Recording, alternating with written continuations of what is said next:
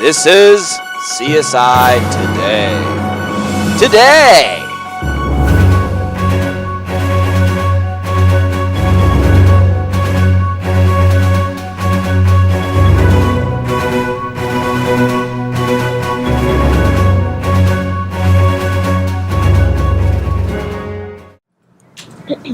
Oscar Groening is one of the 50 elderly Germans who are being suspected and put on trial for their involvement in the infamous World War II Auschwitz death camp. Oscar Groening is a 93-year-old man who's being put on trial for 300,000 counts of accessory to murder. Groening claims that he was merely working in the camp, but was not involved in the actual process of killing the Jewish prisoners. He was a small screw in a big killing machine, and the machine could not function without the small screws.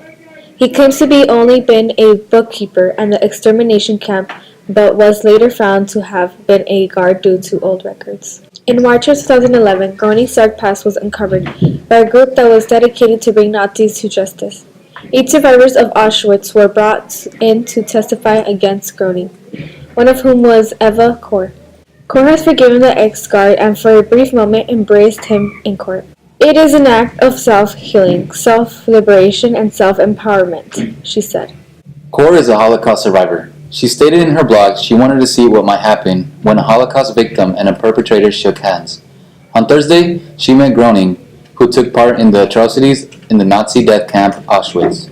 In her blog post, Kor stated, "I appreciate the fact that you are willing to come here and face us, but I would like you to appeal to the old Nazi who are still alive to come forward and address the problem of neo-Nazi in Germany today." I'm saying he did all that. I have forgotten the Nazis and everyone who has hurt me, but I told him that my forgiveness did not prevent me from accusing him nor from taking responsibility for his actions. She has forgiven him, but she still wants to continue the testimony. In other news, the unmanned Russian spacecraft Progress has gone out of control. Mission Control lost contact with the spacecraft on Wednesday, and they expect it to plunge back down to Earth. It will probably just burn up in the Earth's atmosphere, but the technical difficulties that plague the ship are still troubling.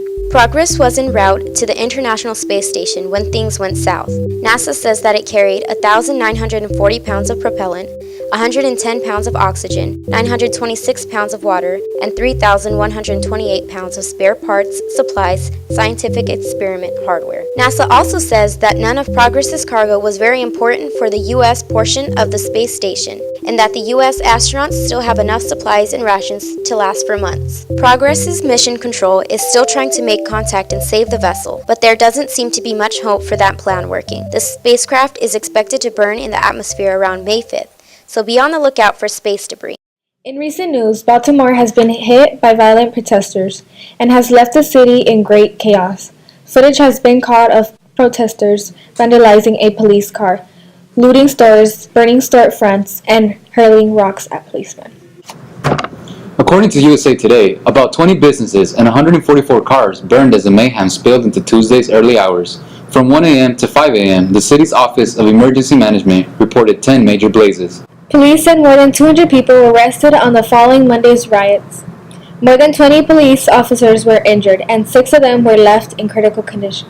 Many people are questioning the cause behind the riots in Baltimore. While various cases of police brutality have contributed to the tension between the black community and the police, the death of Freddie Gray is believed to be what pushed people over the edge. Freddie Gray was a 25-year-old African-American male who died a week after he suffered injuries while in Baltimore police custody. He was arrested for having weapons in a high-crime area of Baltimore, which is well known for drug dealing. He had at least 18 crimes listed in his criminal record. Baltimore's Mayor Stephanie Rawlings Blake was a witness of the scene that occurred with Freddie Gray in April 12, 2015. She stated that he was dragged a bit. She also said, "But then you see him using his legs to get into the van, so he was able-bodied when he was in the van. And we know that when he was finally taken out of the van, he was unresponsive." Police say that it took at least 40 minutes for the van to get to the police station and that they failed to properly secure Gray in the van. Further investigation will be conducted. With the situation going on in Baltimore, what do you think triggered the riots? I think people are just tired of institutionalized racism. It was kind of the government and the people that had, more control over how the lower class citizens were living their life. a black man is killed every 8 hours by the police, and so that's 3 black men that are killed every day by the police officers around the United States, and that's just limited to black men, not counting transgenders, not counting women, and it's ridiculous. And if you keep taking away from people like something that they don't have, they're gonna fight back. Do you think these riots are justified? Do you think their actions are justified?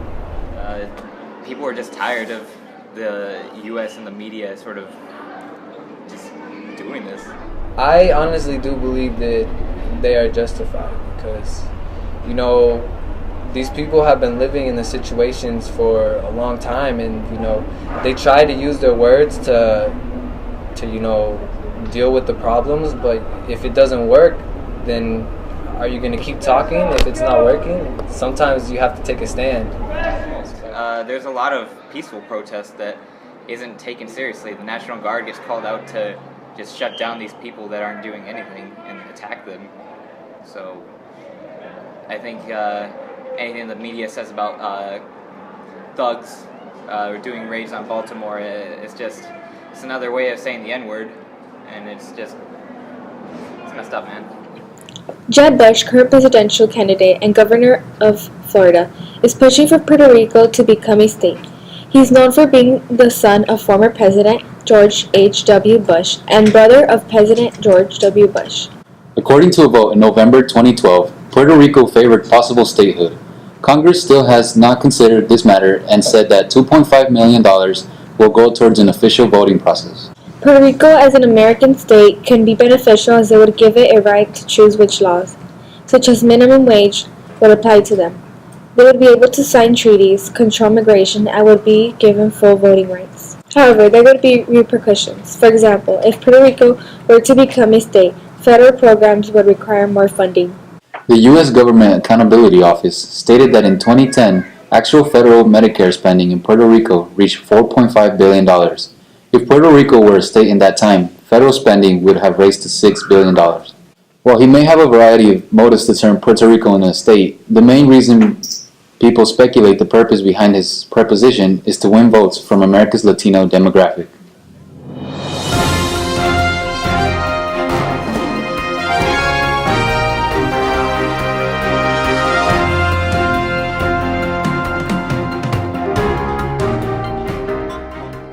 Going on in Baltimore, what do you think triggered the riots? Oh my god. Really, Katia? Sorry. Police said more than 20. More than 20. 20. Well, 200 is more than 20. You're not wrong. It's both of them. Zero dramatic turn, 10, so I think I look too short. You are sure. He's known for being the son of former President George H.W. Washington. What? W. Washington. What? W. What the heck?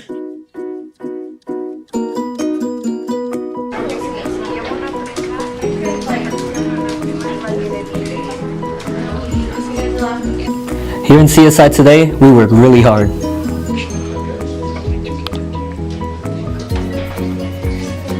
We are 100% focused. 100% of the time. Hey Taylor, come check this out.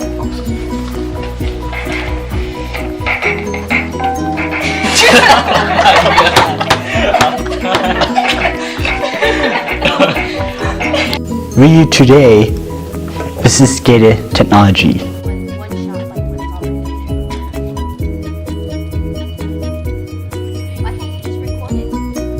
We are extremely ethical in how we obtain information here in CSI Today. Is that the CIA mainframe? Yes, that is a lie.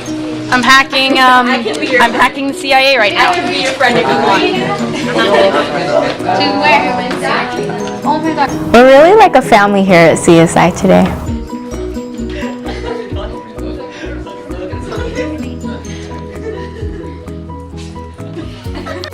That's all for CSI Today. Thanks for watching, and remember,